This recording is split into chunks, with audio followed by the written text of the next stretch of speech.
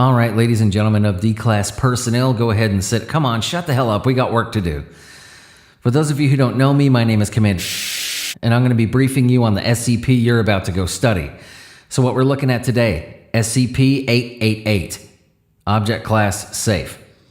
Special Containment Procedures. A library located in Italy is partly built of blocks of SCP-888 in its full state.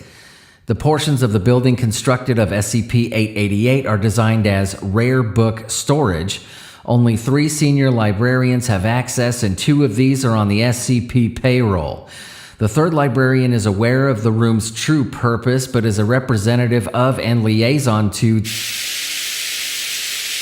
A second sample of empty SCP-888 remains in the vault beneath the library, where it was originally discovered. Access to this vault has been rerouted through the rare book room, and all other passageways to it have been sealed with reinforced concrete. At this time, no additional containment measures are deemed necessary. Description: SCP-888 is a mineral composite similar to a rare red quartzite found only in Russia. However, SCP-888 also contains trace amounts of an unidentified organic compound. This stone exhibits the capacity for large-scale data storage within its molecular lattices. SCP-888 exists in 2 distinct states, hereafter referred to as empty and full. In its empty state, SCP-888 is colored a pale pink and is slightly translucent. In the full state, the color deepens to a darker red and the stone becomes completely opaque. It is theorized that these changes result from the realignment of the molecular lattices to contain the stored data. At this time, the source of this stone is undetermined. SCP-888 reacts to the presence of sapient beings and appears to require direct skin contact to function. If a thinking creature touches an empty sample of SCP-888, the stone removes a memory from the subject and stores the memory in itself, converting to the full state in the process. The original memory is lost to the subject.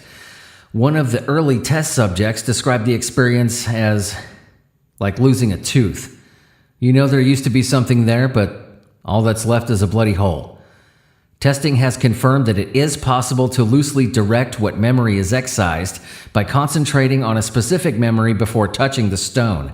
If a subject handles a sample of 888 with no specific thought in mind, the memory lost is essentially random, though it may be chosen by the subject's subconscious. I have personally confirmed that the donor retains no access to the lost memory. However, related memories seem to be unaffected. I can no longer recall seeing the movie, but I do recall that it was the worst film I've ever seen. This was a statement written by Dr. If a subject instead touches a full stone, the subject experiences the memory contained within it firsthand. Subjects report that the experience is completely real to them during replay. As long as the subject remains in contact with the stone, the memory continuously loops, with each subsequent replay possessing the same emotional impact as if every repetition were the first time. Contact by the original memory donor does not restore the memory. Instead, subjects experience a dissociative state in which the memory reportedly feels like a story someone told me or something I dreamed about. Before and after MRI scanning seems to indicate that the memory transfer process causes cellular death in the subject's brain. The exact mechanism is unknown at this time, but it is theorized that the transference causes a burst of electrical activity in the cells, which originally contained the data, essentially cauterizing minute portions of the brain tissue.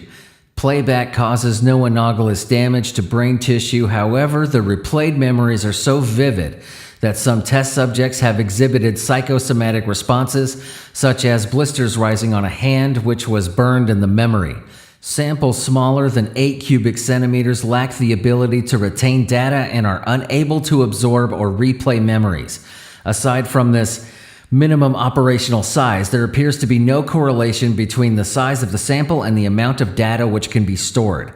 If a full sample of 888 is reduced by mechanical means into fragments smaller than 8 cubic centimeters, the recorded data is lost when the stone becomes inert. The original host does not regain the lost memory. However, if a full sample of 888 is separated by mechanical means into fragments larger than 8 cubic centimeters, each fragment retains the full mnemonic content of the original sample. Construction of the original building was commissioned in 15 by Patrizio of Italy.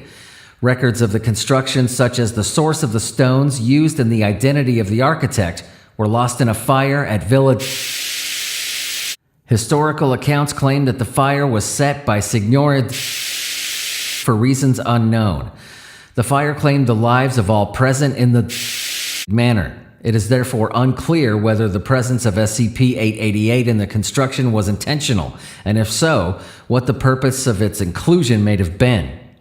The current storage site originally contained roughly 1 cubic meter of empty stone, which was previously housed in a sealed vault of an ordinary granite. This cache was discovered by Father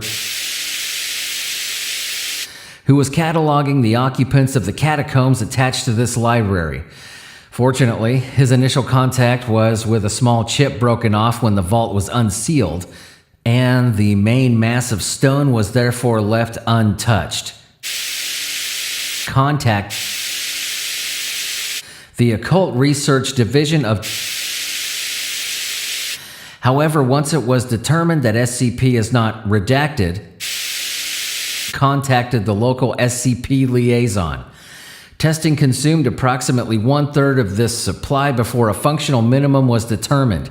As of this writing, several fragments of roughly 18 cc's have been separated from the main mass and are set aside for testing purposes. Because the amount of stone available is sharply limited, all testing must be approved by the head researcher assigned to SCP-888, Dr. or me, his superior. Special note: research into the content of the filled stones used to construct the library is ongoing. There appears to be a rough chronological order in the layout of the building, with newer stones near the south entrance proceeding top to bottom, south to north toward older memories. As more information becomes available, it will be logged in file SCP-888 archive, and anything you discover needs to be reported to me ASAP. All right, ladies and gentlemen, that was SCP-888. You're dismissed.